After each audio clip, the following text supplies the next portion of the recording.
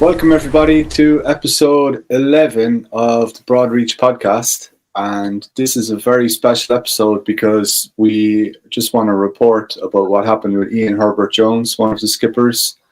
There was a massive rescue operation happened, and basically on the 10th of April, Ian got into trouble. He was rolled and dismasted in a massive system in the South Atlantic. He ended up being rescued by a Taiwanese fishing vessel who came, and he managed to get onto the ship. So right now he is safe and he's on his way to Cape Town. That's what we have to tell everyone. But it was very, very hairy there for about 48 hours. And we have to give a massive shout out to the GDR team and everybody involved with the rescue. What an amazing job. And if you want to hear some of the raw audio, there's actually calls on SoundCloud, which the GDR team put up like almost in real time. So it was kind of amazing to hear. Myself and Sean were both looking at Windy at the time, and Ian was in, we think, up to 90 plus knots of wind. And Don McIntyre describes really well how two systems came together to produce like seven or 8 meter seas as well. So the combination of all these things led to Puffin being rolled, and Ian got hurt as well. He hurt his back. He had a gash on his head. So I think he activated the EPIRB first. Sean, do you want to talk a little bit about the series of events, just in terms of the rescue operation? Yeah. Look, I have to echo what you said, Shane, about the job that Don and the team and everybody in the maritime rescue in Argentina and in the UK and elsewhere, France, and of course the Taiwanese. 3 Taiwanese vessels went to save Ian, and it was, I think, Zidai Wang that picked him up in the end, and he's on his way to Cape Town. ETA, I think, is it this weekend? Is it today? I'm not sure exactly, but he's on his way anyway. Yeah, I'm not sure. I saw the date and it's gone out of my head, but we have photos of him actually, which we'll show in a couple of minutes. He has a selfie with the captain on the boat.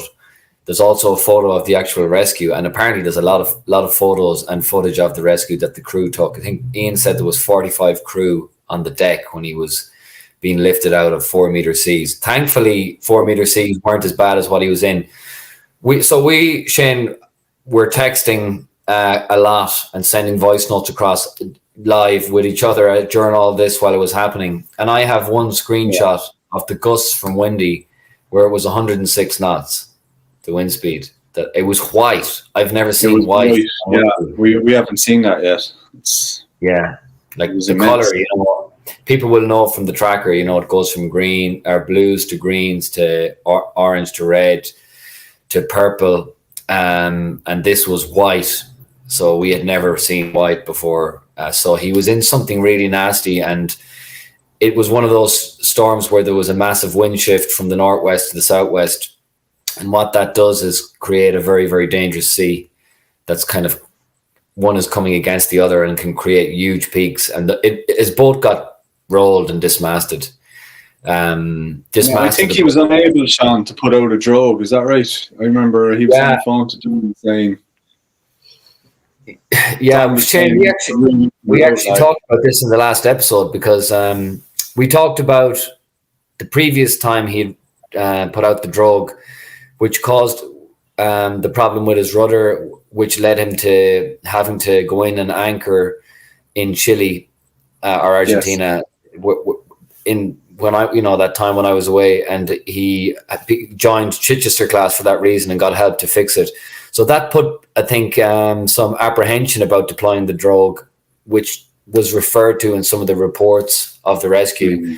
So he decided not to deploy it, and then couldn't deploy it due to the high seas. Because I remember there's actually a call with Don in the middle of all this, as it's happening, there's a 2-minute call where they're talking about whether the drug was deployed or not. And he said, look, he didn't deploy it. And like the conditions were so bad, I think he struggled to actually be able to deploy it. So it didn't get deployed in the end. But anyway, the boat, whatever happened, the boat was rolled, dismasted, and he had quite a gash on his head. So don't know, was he, what happened? Would he take a bang, or we don't know, was he knocked out, or what happened exactly? I know that after he was demasted, he was trying whenever he could. It was very hard with the sea conditions that he was trying to cut away the mast. We talked about this before in a previous episode, where if you get demasted, it's important to try and cut that away as soon as you can, because the mast could go over the side and just knock a big hole in the side of the boat. So I think Don, when he was speaking to Don after he had been rescued, he said that he was up on the deck trying to get the mast off, and he was actually thrown across the deck, and he got more battered and bruised. So in the end, he actually just left. I think he left some of the mast hanging over the side, and I think he didn't get the chance to scuttle the boat, which is a little bit, obviously, that's a little bit dangerous for other vessels. You know, it's a drifting boat. But he said to Don, it was a do or die. He had to jump from his boat to grab the ladder fishing vessel. So some of the things that I was wondering about was, well, thank God he's okay, by the way. You know, what an amazing story, again, in the GGR. But one of the things that I wanted to talk about in our podcast, Sean, was, is there a traditional method of scuttling your boat in that situation? Or is it like by any means necessary? Is there some kind of hatch that you want to plug something to allow water into the vessel? Or? Yeah, you've got like what are called through hole fittings in the boat, anything that's a hole in the boat, and you try to limit them, and they're called seacocks essentially, or that's what we're commonly referred to. Seacock is, and you can open these seacocks that essentially allow water in. So they serve a purpose. For example, the heads or toilet is going to have one to pump water in and out. The engine is going to have one to cool the engine. So like it's quite easy to allow water in if you want to allow water in a controlled way. So you can open one of those seacocks. I guess it's probably, I don't know if there's a traditional way as such, but I guess that's definitely one method, because we talked about this, and I was just thinking what I would do if I was in that situation. I've never faced it, and hopefully never will. I suppose his head was probably not in that place. Like he described how he grabbed a small bag, it just had his passport and a few bits, but he essentially left all his logs, everything else on the boat, and he got a bit emotional talking about Puffin. You know, can you blame him? It must be some amazing ordeal to go through. You know, it's going to take him a while to recover from this, I think. And Puffin is drifting away, so I believe. Yeah, so I think the emotional impact is something that we've discussed. I mean, it must be massive. And he talks on his second call to Don when he's on the satellite phone on the boat. It's about 10 minutes long. It's an absolutely amazing piece of history to listen to.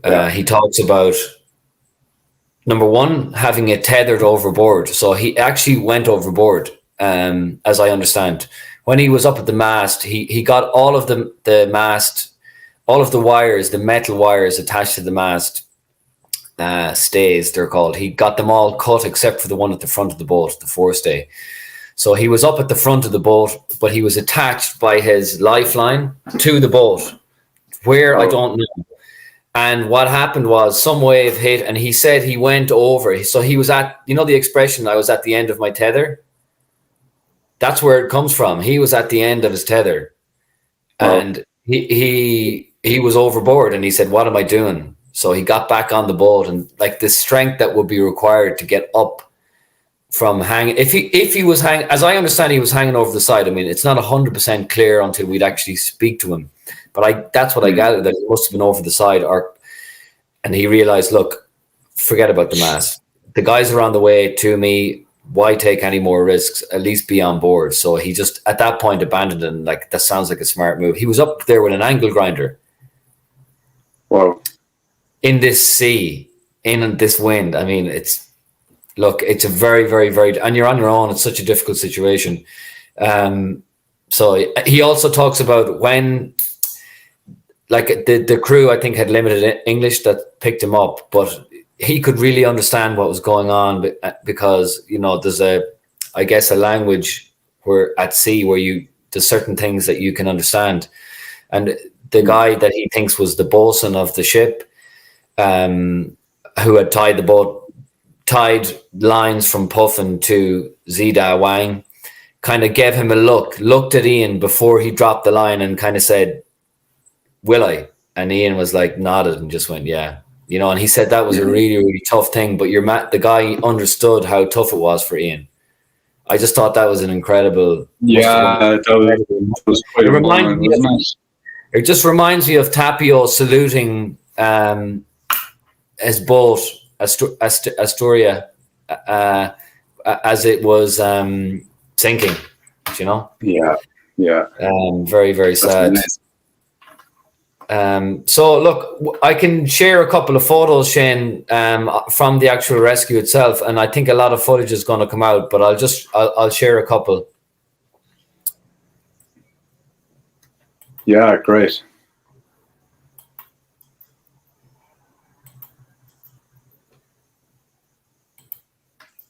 Yeah, and it must have been very difficult for Ian's family, you know, to be witnessing all of this happening in real time.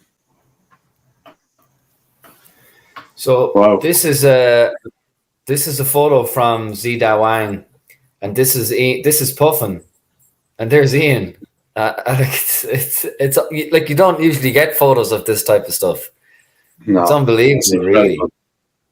Yeah, and you can see a bit of his mast is left, so it broke at a certain point.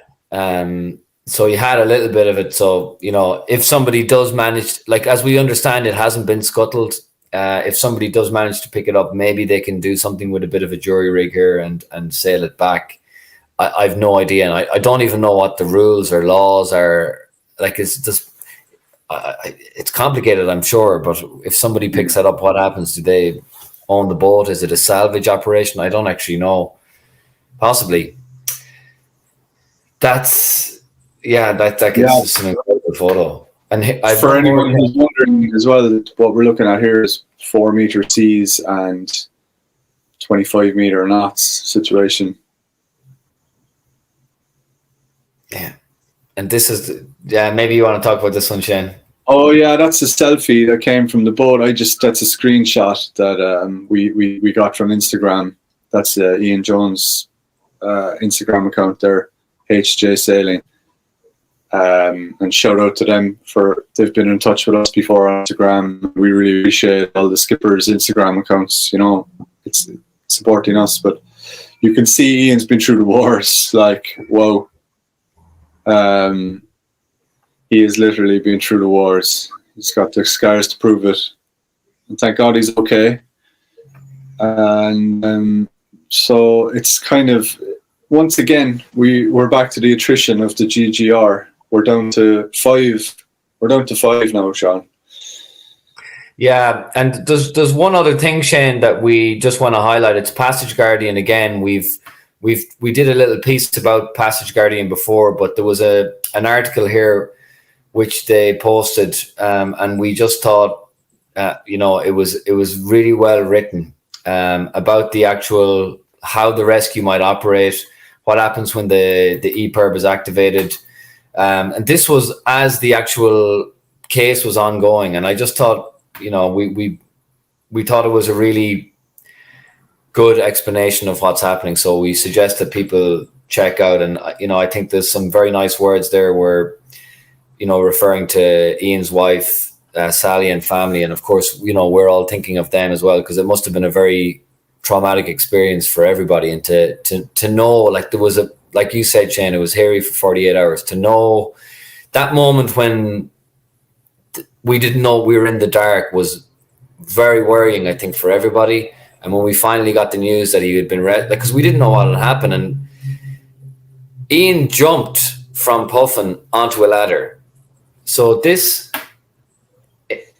part here, like there was no harness or anything bringing him up. He had to jump from this boat onto like a pilot ladder where a pilot would board a ship, which is dangerous at the best of times. And pilots would be experts in doing this maneuver.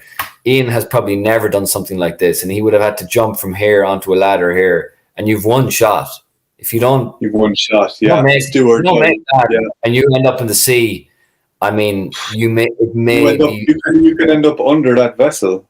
Yeah, and it could be extreme. Like there's a propeller. It could be extremely difficult to pick you up. Presume both engines are running up, whether they're in neutral. I don't know exactly what's going on, but it's a very, very, very, very dangerous situation to move from one boat to the other. And if you end up in the water, it is not a guarantee that you're coming out alive.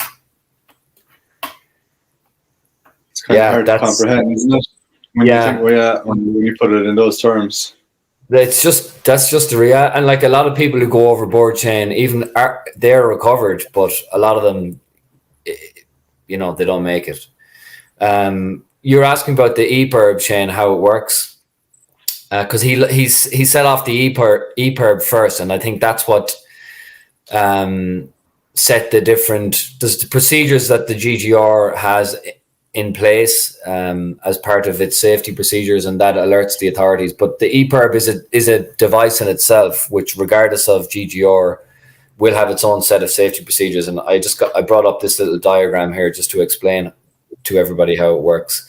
So you activate it, which Ian did, and some of them will activate automatically, I think, when they're water activated, but he manually activated, as I understand. Signal is sent up to a satellite, goes back to a control center either in the UK in Falmouth or wherever, or in Argentina, and then it's coordinated from there. And then the various different agencies around the world. This one was Argentina, right, Shane, that coordinated this one. And then whoever takes responsibility for that navigation area. I believe it would be good for people to read that Passage Guardian piece, because it actually breaks down every step by step. But I believe because his boat is registered with an English authority, I think one of the first vessels to receive the message was an English vessel. But then I think within 24 hours, he activated what's called the Y23 Tracker, which is a device that's on all the GGR boats, and there's a little tab at the bottom that you open, and you hold a red button, and that's your main GGR SOS. I think the Y23 trackers actually have the tracker will work for a couple of months, and you can text. It's a basic texting system. Don explains it really well in one of his tracker updates around the time of Ian's rescue. So Ian was he was receiving messages on the Y23 tracker then, and the GGR team again were into action. But yeah, Argentina then were controlling the MRCC. It's definitely worth reading through Passage Guardian, the way he breaks it down there. Yeah, I can just jump in here, Shane. So this nav area 6. So the way, like if you look at a continent like South America, and I'll maybe show the tracker is probably the easiest way to explain this. If you look at, say, South America, we have countries, so we have borders and we have countries. From a maritime perspective, there's a similar situation. So the Atlantic is broken up into different areas, as is the Atlantic here, as is all of the sea around Ireland and the UK, and people in the Ireland and the UK that listen to the shipping forecast will be very much aware of that. The different navigation areas. Would be nice to do something on that someday, actually, as well, because I love the shipping forecast and a lot of people really love it, actually. But this is nav area 6. This happened, and that's why Argentina took over. So whoever's responsible for that area takes over the rescue and coordinates it. It's like a jurisdiction. So this is Puffin live. This is live. Yeah. Well, And you mentioned the YB3 tracker, Shane. The reason that we're getting this signal is because that tracker is still activated, or the tracker that we had been using for tracking the race is still activated, and it's drifting around here doing 0.4 knots. So at least we know where Puffin is. yeah, it's drifting away. It's an interesting one. We might have to put our episode on scuttling and salvaging and really break down what happens. Like, you know, is that drifting boat? Should like can nearby vessels be alerted about this drifting boat? How does it work? Is there an official method to something like this, or you know, do you have to organize it to be scuttled? There's a few interesting questions that crop up. In terms of responsibility, I honestly don't know. This boat has AIS. Other ships that have AIS receivers would be able to pick it up. Also, if you have a radar deflector, or a radar receiver, you should be able to pick this boat up as well. Radar, but, yeah. In terms of responsibility, as far as I know, again, this was talked about on one of the tracker updates by Don. In terms of responsibility, I mean, like it's a terrible accident that happened. He had to get off the boat, so I think the least of your concerns are going to be what happens to the Puffin. Yeah, and like, of course, you want to do what's safe, but what's safe is getting yourself alive, getting yourself rescued alive. I think that's primary goal number one. Obviously, scuttling has its own problems. I mean, there's environmental impacts and everything else with scuttling a boat to the bottom of the sea. But I mean, it's that versus having it as a navigational hazard for massive, 300-meter container ships. You don't want, or even smaller vessels. Hitting another vessel, it could be catastrophic. Yeah, it's a good point actually about the environmental impacts. Should you be taking all the fuel out of it before you scuttle it and stuff like that?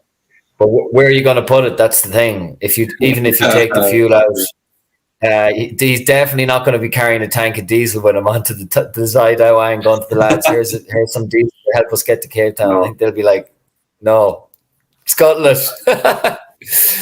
So, but look, we have to say. Sorry, Sean. I was just going to say, from the Broad Reach podcast, we have to say well done to Ian for getting through such an ordeal, and thank God he's okay.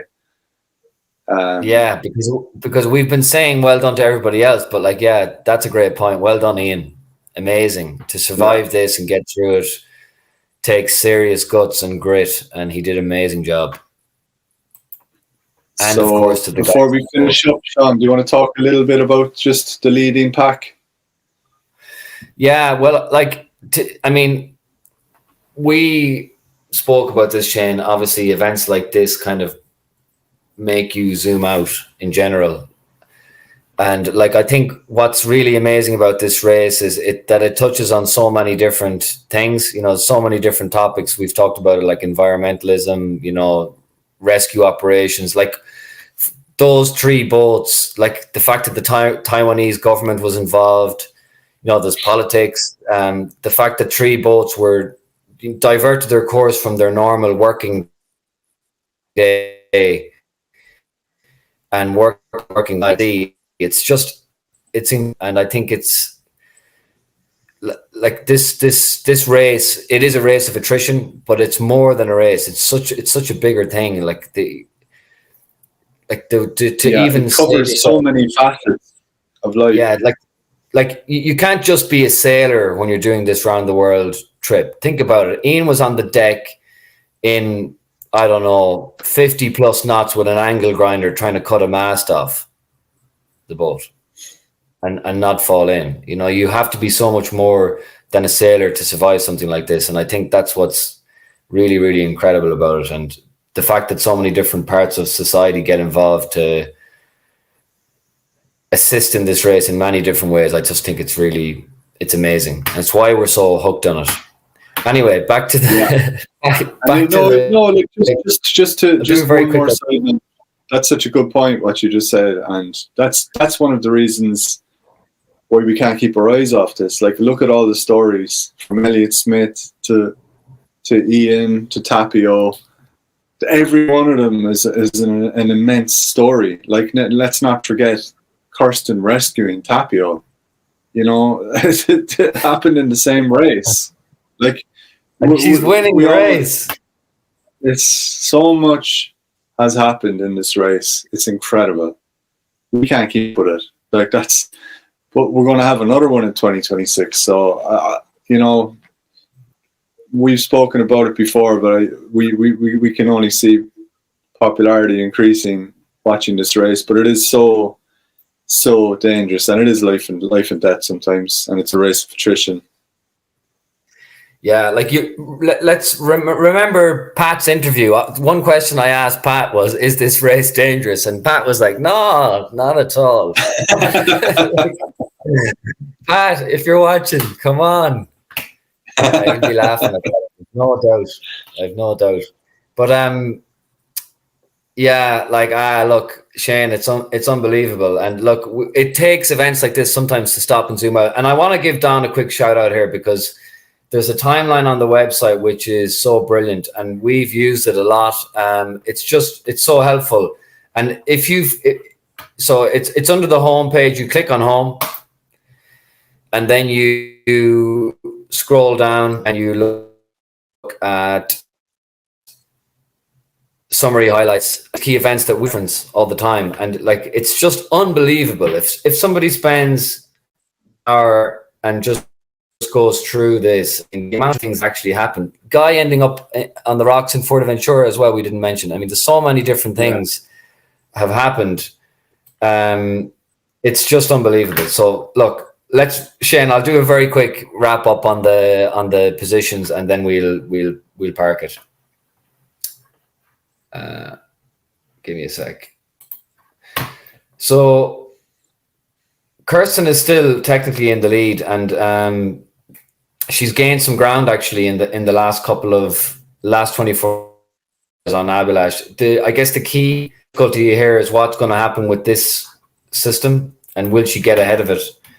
But it's going to be neck and neck back to Les Abdelon. That's the reality of it. ETAs are around the end of April at the moment. Simon, I think we talked about this. We made a prediction that he'll probably get in there first. He probably will get in there first. It looks like that's going to come true. That won't be a surprise to us. Obviously, not relevant for GGR. So the key battle for the GGR, it's neck and neck, and it's hard to predict. And something is going to probably happen in terms of weather in the next week and a half, 2 weeks, that will probably put one of them, to an advantage. So let's see.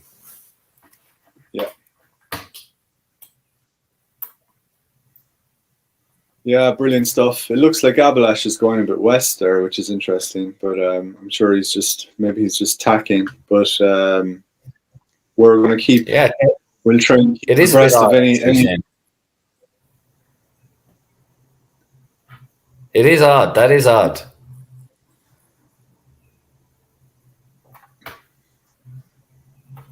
So I don't know what's going on there.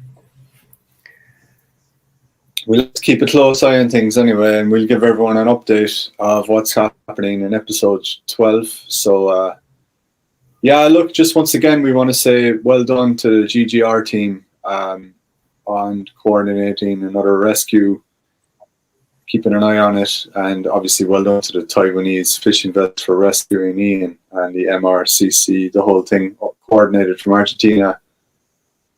Another amazing story, and thanks for tuning into our podcast.